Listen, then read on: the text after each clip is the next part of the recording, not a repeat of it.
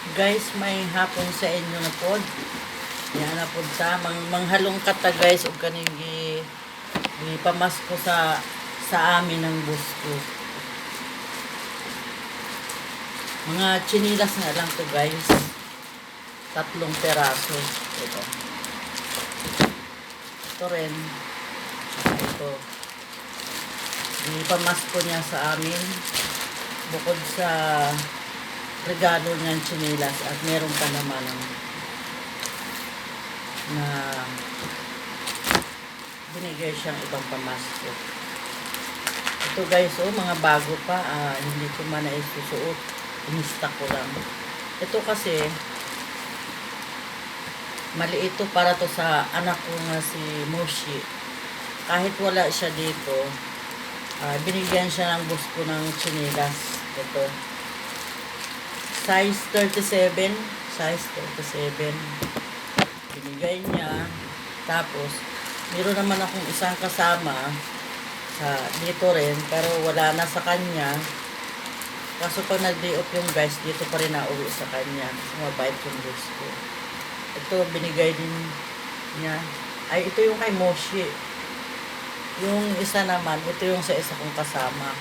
37 silang dalawa. 37 ang kanilang mga size. Ito. Kung wala na. Ay, sa plastic pala nakalagay guys. Sa plastic. Ito naman isa guys. Malaki kasi ang paa ko. 41 ako. 41. Ayun. Yung binigay niya sa akin kasi 41 ang aking paa.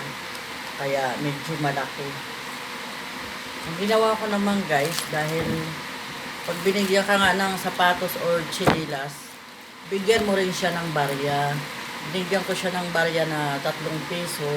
Sabi ko sa kanya, itago niya ng maayos. Sabi ko sa boss ko, kasi yan ang pamanhiin ng matatanda. Ayun guys, 41 siya kasi malaki siya. Sa akin. Ito. 41 yung kanyang size. Sana nga ba? Kasi yung makita. Ito pala guys, 41.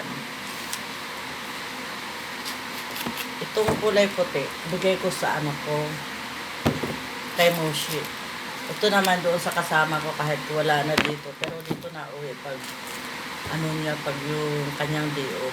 Sa bus ko pa rin na uwi yun. Kaya wala pang siguro nung December 1 na ito binigay. Pinamigay niya sa amin guys. Sabi niya, bigay mo yung isa sa anak mo. Yung isa naman doon sa kasama ko. Kaya balik ko na siya guys.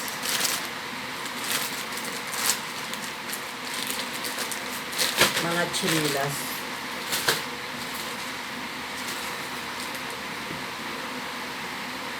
Kulay gold siya.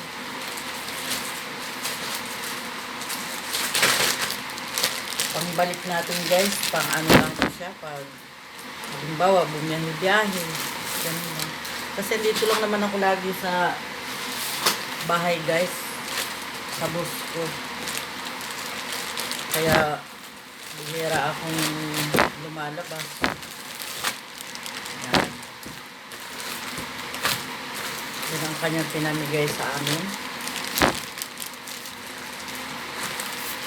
Thank you guys sa inyong panonood. May hapon sa inyo.